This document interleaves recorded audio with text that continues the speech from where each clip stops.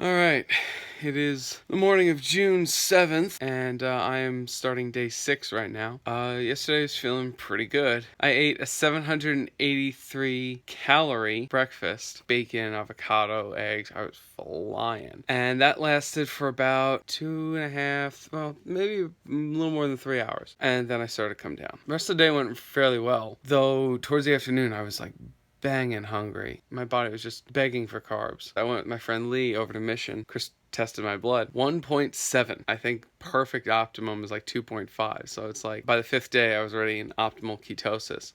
And that's awesome. And he was really proud and happy with that. So yesterday I woke up, I'm like, I actually don't feel like shit. This morning I woke up, I wouldn't say I feel like shit. A little bit of a headache, which was the first. Everybody talks about the keto flu having like, a lot of headaches and stuff. I just got like the nausea and the weakness. I just got done working out a little bit, did some pull-ups. I'm still very weak and disoriented a little bit in the morning, but that gets better throughout the day. No matter how shitty I feel in the morning, it always seems to get better, usually by like a few hours after I have like a really full breakfast. So Chris had me download another app that's gonna allow me to track my macros better. That was the one thing he was just like, all right, you still feeling hungry? I'm like starving all the time. I think that's more to do with the way I've trained my metabolism over the last like 4 or 5 years. As I was cutting meat out of my diet, went back to just grazing and snacking all the time. And if I ate a meal, I kept it small and not very calorically dense, obviously. If it was calorically dense, it was mostly fucking bread. So I guess my body is still kind of in that mode. It's definitely screaming for carbs still.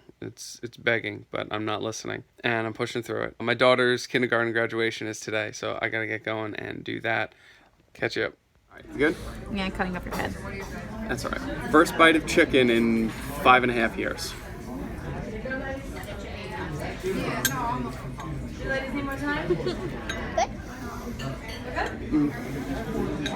If I was a weaker man, I would cry. Alright, so it is June 8th, and on day 7. And while I did have some feta cheese the other night, I will state for the record again, I do not miss cheese. I never did. So today, I decided to go out and get myself some cheese, since I was at Whole Foods. And I picked up the one cheese that I really, really, really like. Is sharp cheddar. Now this was taken from pasture-raised cows, certified organic and non-GMO and all that other crap. So hopefully this will be really good. Let's see. Cheddar's as good as I remember. Yeah, it's good. Not something I dreamt about. Cheese is not going to be a big part of my diet. Once in a while, a little something, a little extra fat. It's a good life. I am feeling really good. A lot more energy, a lot more power. My muscles are starting to feel strong again. Had a really, really busy day.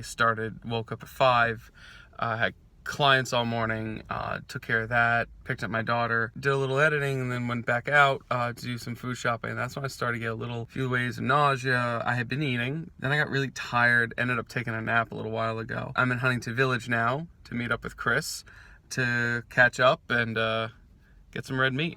All right, so I'm at the shed in Huntington with Chris, and I'm having my first burger in almost 6 years. There's beautiful bacon on this, American cheddar. It's on lettuce, of course, no carbs. There you go.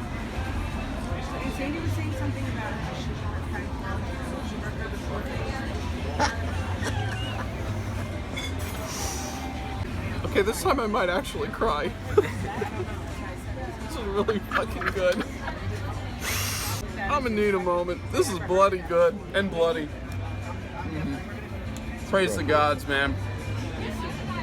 And praise this son of a bitch right here. Praise. Praise, man. Thank God for making cows. Joy to many more. Ain't no going back. Peace. Hello, it is the evening of June 10th. This is the end of day 9 on the ketogenic diet for me. I didn't record a video yesterday because I was running around with my daughter pretty much from sunrise to sunset. So I'll catch you up.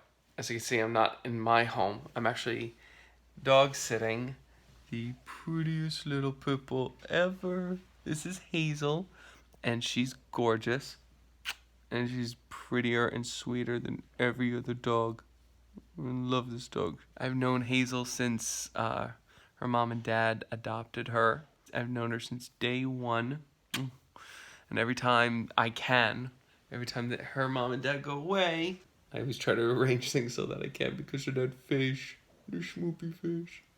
Anyway, time to talk like a grown adult. Catching up on 2 days. Yesterday was the first day I did not feel any keto flu whatsoever. Each day from day 2 on got like progressively better and better and better. Yesterday I could say was the first day, so day 8, there was 0 keto flu symptoms. I had a lot of sustained energy, and not just in terms of vitality, but yesterday I was running around with my daughter, took her to the park, took her to eat and everything, and I had one client in the morning, and I just ended up really stretching between breakfast and lunch and dinner. Kind of happened because of the nature of what we were doing, having all sorts of daddy-daughter fun. It was great that I didn't get that drained kind of heaviness at all. I didn't get any of the shakes. My mood was actually really good. I did not get hangry, and that was great. And then this morning, I woke up and I didn't feel that great. I had a little bit of a sore throat.